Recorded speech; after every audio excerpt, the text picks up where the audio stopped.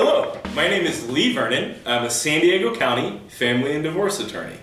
Today I'm going to talk about the process required to establish legal paternity or parentage of a child.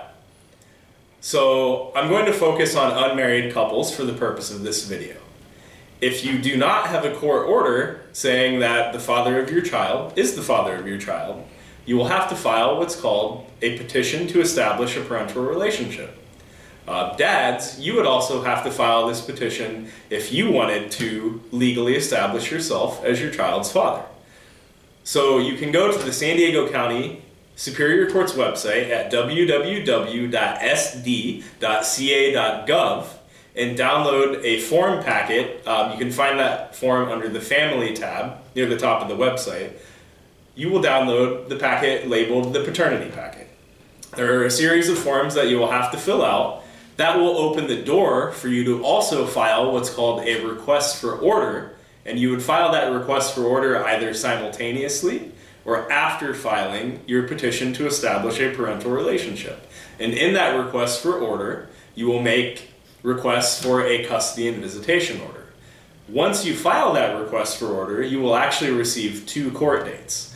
One court date is called Family Court Services Child Custody Recommending Counseling, also known as mediation. That court date is incredibly important. Both you and the other parent will sit with a social worker who is a court employee.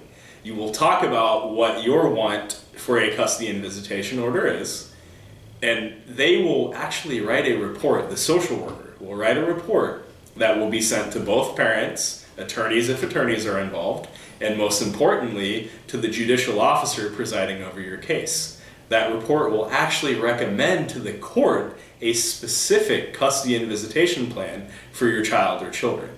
And it is very, very important to prepare adequately for the Family Court Services mediation. Once that happens, if you cannot agree at the mediation session to a specific custody and visitation order, you'll move on to the second court date that you will be given after filing the request for order for custody and visitation. And at that court date, you will go in front of the judge and you'll have a little bit of time to make the argument to the court. But again, remember, the contents of that Family Court Services mediation report are weighed very, very heavily by the court. You would have to have some very serious evidence to present to the judge to show that it would be in the best interest of your child to change that recommendation.